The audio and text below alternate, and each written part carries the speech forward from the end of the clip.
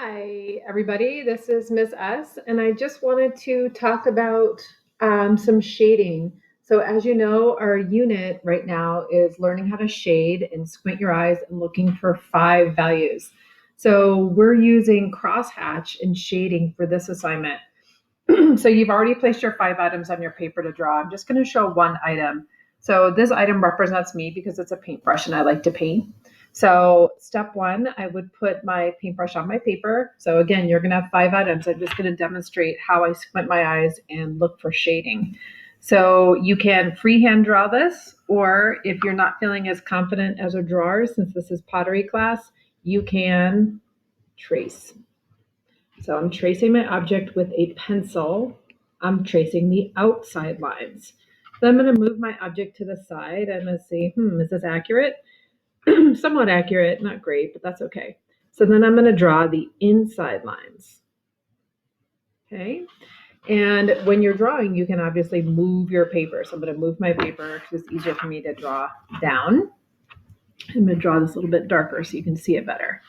So right now I am going to look for value.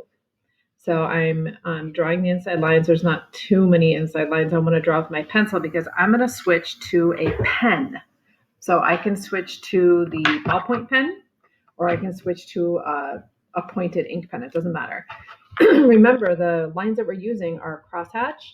Closer lines together like this make things really dark. Okay, lines further apart make the value lighter. So as I'm going, I can draw very few lines or more lines, and then in between can be the medium dark, gray, somewhat light, and this would be really light. Okay, so my object doesn't have any clear white areas. Right here, if I squint my eyes and I can see in the camera, this is lightest. So I would leave less value here. Over here is darker, more value. The paintbrush on the top has a highlight. So I'm going to pick up my pen and I'm going to go ahead and draw over my pencil marks. So I'm going to try to do this somewhat quickly. And then this is rounded, so it shouldn't really be straight. So I'm going to exaggerate the rounded part.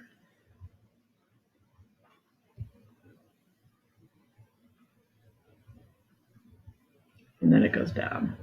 Okay, so when I go to shade, I'm going to start shading what I see up here. So I see light to dark, and metal is a little more tricky, but there's a little line here as well. So I'm going to draw the dark first. So I'm going to draw crosshatch lines. And I'm just going to keep on building up my value because, again, we're looking for dark and light value. Okay, and I'm feeling like I like this sloppiness today. Every day I have a different way of drawing depending on my mood, right? So I'm going to do kind of quick, sloppy crosshatch marks. Over here, there's value down here. So I need to add some of that here. So I'm squinting my eyes and I'm looking for light bits of value. And this is a little bit lighter here, a little bit darker here because there's some paint on that brush. And I don't want to have it totally white. So I'm just going to draw very few lines to show that it's a solid item. More lines over here I think I need to do. Okay, over here it's darker, I can see. On the sides again, a little bit lighter on this side. So I'm going to draw lines, and then I'm going to overlap more lines where it's darker. So this is looking good so far. The bristles are darker on the ends, lighter up here, but it's difficult to draw these brush bristles. So I'm just going to draw a million brush hairs. And I think I'm just going to leave it. My pen is dying. Just going to leave it like this. Okay, want to emphasize that this is paintbrush. Okay, all right, so when I'm down here, I'm going to do the same thing. Okay, I'm just going to keep on doing the same thing that I'm doing up here, but since it's darker, I'm probably going to add more lines. So again, our goal today and our goal for this whole unit is to shade using dark and light value. There's no white, there's no plain.